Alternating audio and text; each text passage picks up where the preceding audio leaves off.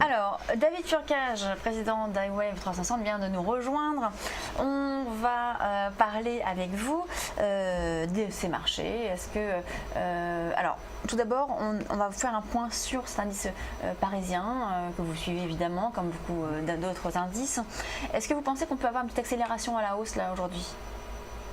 Alors hier, quand on regarde la configuration en fréquence horaire, le marché s'est extrait d'un petit triangle. Je ne sais pas si vous l'avez montré ce matin avec vos autres analystes, pour finalement ouvrir en gap ce matin et être extrêmement fragile. Bon, la semaine dernière, je disais que je n'étais pas super positif sur ce marché-là, qui à moyen terme en tout cas évolue dans un vaste range, et il n'y a pas de quoi vraiment, je dirais, être foncièrement à l'achat sur cet indice, en tout cas par rapport à ce que l'on observe pour le moment. Alors la semaine dernière justement, vous nous aviez parlé de plusieurs valeurs, notamment des pétrolières, hein. On avait fait un petit point notamment sur Technip, sur Morel et Prom, également d'une valeur dont vous avez parlé, c'était RWE. Alors on va peut-être revenir sur cette valeur justement. Vous aviez la semaine dernière donc un niveau qui a été rompu donc à 24,90 et votre objectif était de 21,45. Alors sur le long terme, mais votre objectif, est-ce que aujourd'hui, alors on peut peut-être regarder justement comment comporte cette valeur RWE. Alors attendez, je vais la zoomer un petit peu. On voit qu'on est dans le sens de David, puisque on baisse fortement. Mais j'espère bien, Antoine, puisque Lucie va toujours, comme on dit en anglais, straight to the point, à l'essentiel, et me demande toujours, pose la question, ok, que fait-on? Donc la semaine dernière, nous on avait pitché chez iWave le fait que le secteur utilities est l'un des plus déprimés actuellement parmi l'ensemble des secteurs européens, et parmi ces secteurs il y a quelques titres, et notamment RWE qui est donc un titre, une utilities allemande, qui avait rompu un niveau clé, comme on peut l'observer la semaine dernière lors de l'émission.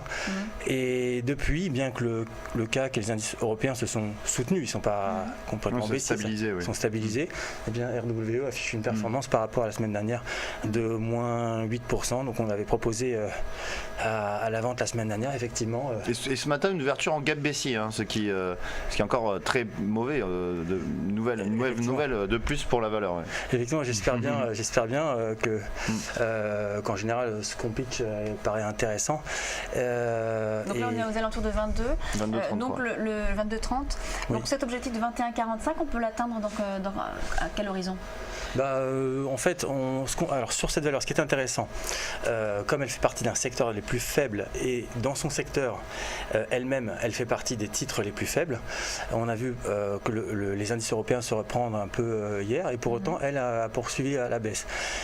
Donc si les marchés se stabilisent ou alors augmentent très sensiblement, enfin peu importe, en fait, elle est tellement moche que elle sous-performe largement. On pourrait y arriver.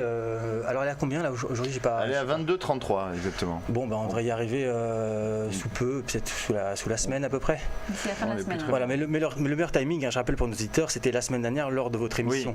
Maintenant il faut être en position et plus entrer en position. On est dedans. Il faut la conserver à la baisse. Si certains de vos auditeurs ont utilisé notre avis chez iWave pour la shorter et qui conservent leur position pour l'instant, puisqu'il n'y a pas de signaux de reprise ou de frémissement sur cette. Il y avait également une paire de devises que vous suiviez, c'était l'AUD-USD. Vous étiez short dessus.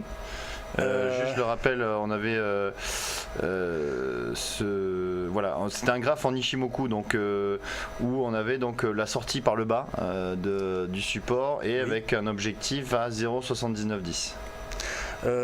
Oui, ça c'était intéressant. Aujourd'hui, je pourrais parler d'une autre devise qui me paraît aussi intéressante. On n'aura pas le temps parce que là, on va devoir rendre l'antenne.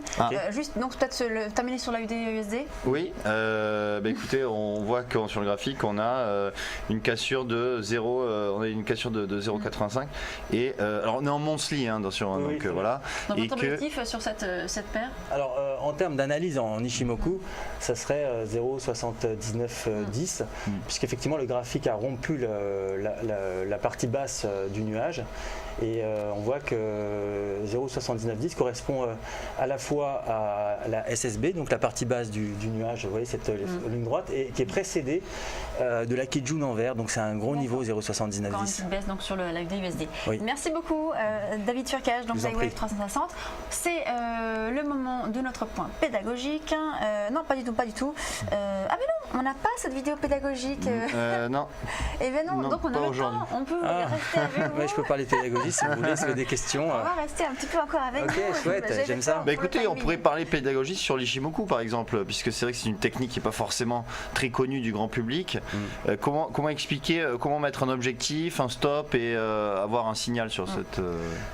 Alors c'est un indicateur qui propose en fait plusieurs éléments, qui est assez complet en fait puisqu'il y a la problématique de tendance dans cet indicateur, de timing, d'objectif. Donc c'est un indicateur qui est assez complet, qui se compose donc de 5 courbes. Donc on ne va pas tous les énumérer, mais en gros il y a une partie qui est le nuage, vous voyez, qui est soit en vert, qui comprend en fait un équilibre, qui correspond à un équilibre qui a été haussier sur une partie précédente, soit en rouge lorsqu'il y a eu un équilibre à la baisse.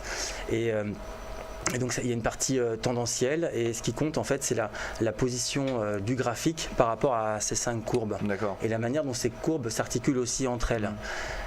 Par exemple là on voit que le graphique justement est passé sous la SSB, la SSB est sous le nuage, et on voit aussi que la lagging span, donc qui n'est autre que le cours observé aujourd'hui, que l'on retraite 26 périodes en arrière, est en train lui aussi celle-ci en fait. Voilà, de converger vers l'objectif, et tente de s'affranchir du nuage. S'il s'affranchissait du nuage, ça libérerait un nouveau potentiel de baisse pour cette paire.